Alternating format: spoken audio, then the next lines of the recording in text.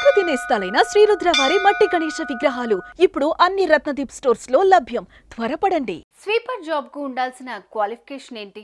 Sweeper job కు కూడా qualification ఉంటుందా? ఎవరైనా అప్లై చేసుకోవచ్చు అని అనుకుంటున్నారు కదా? ఎస్, అలా అనుకునే వారి కోసమే ఈ వార్త.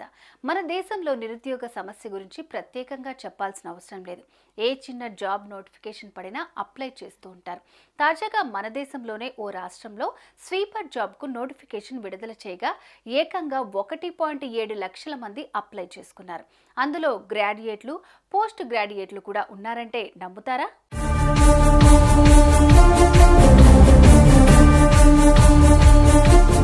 చదువు పూర్తయిన వెంటనే యువతీ యువకుల్లో వచ్చే మొదటి ఆలోచన ఉద్యోగం. బాగా చదువుకుంటే మంచి ఉద్యోగం వస్తుంది, సెటిల్ అయిపోవచ్చు అంటారు తల్లిదండ్రులు. కానీ అలా జరుగుతుందా అనే ప్రశ్నకు మాత్రం సమాధానం లేదు. చదువు అయిపోగానే ఉద్యోగాల వేటలో పడుతున్నారు. చిన్న జీతమైనా పర్లేదు అన్నట్లుగా మారింది పరిస్థితి. అందులోనూ గవర్నమెంట్ ఉద్యోగం అయితే దేవుడిచ్చిన వరం అంటున్నారు నిరుద్యోగులు.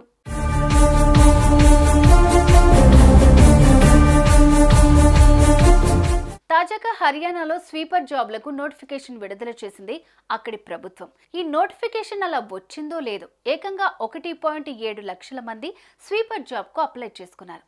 సరే, చదువు లేని వారు ఏ ఉద్యోగం చేయలేక అప్లై చేసుకున్నారేమో అనుకుంటే మీరు చెత్తకుప్పలో కాలేసినట్లే. ఎందుకంటే ఆ స్వీపర్ జాబ్కు ఎక్కువ శాతం విద్యావంతులే అప్లై చేశారు. ఏకంగా 6,000 మందికి పైగా పోస్ట్ గ్రాడ్యుయేట్లు, అలాగే 40,000 మంది గ్రాడ్యుయేట్ల నుంచి అప్లికేషన్లు వచ్చాయి. ఈ విషయాన్ని అక్కడి అధికారులే తెలిపారు. అంటే అర్థం చేసుకోండి, చదువును కూడా పక్కన పెట్టి యువత ఉద్యోగం కోసం ఎలా పోరాటం చేస్తుందో.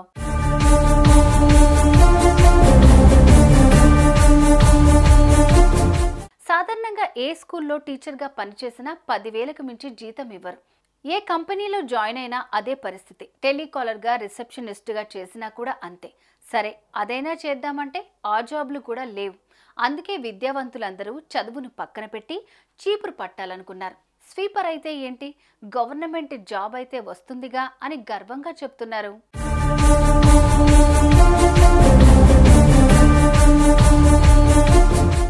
ఇక ఈ స్వీపర్ జాబ్కు నెలసరి జీతం 15,000. ఆగస్టు 6 నుంచి సెప్టెంబర్ 2వ తేదీ వరకు ఇన్ని దరఖాస్తులు వచ్చినట్లు ప్రభుత్వం అవుట్సోర్సింగ్ సంస్థ అయిన హర్యానా కౌశల్ రోజ్గార్ నిగమ్ లిమిటెడ్ సంస్థ తెలిపింది. నిరుద్యోగ సమస్య ఎక్కువ అవటం కారణంగానే ఈ పరిస్థితి వచ్చిందంటున్నారు అక్కడి ప్రజలు.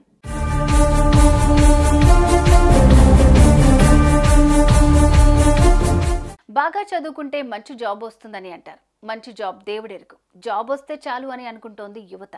మరి ఈ నిరుద్యోగ సమస్య తీరేది ఎన్నడు?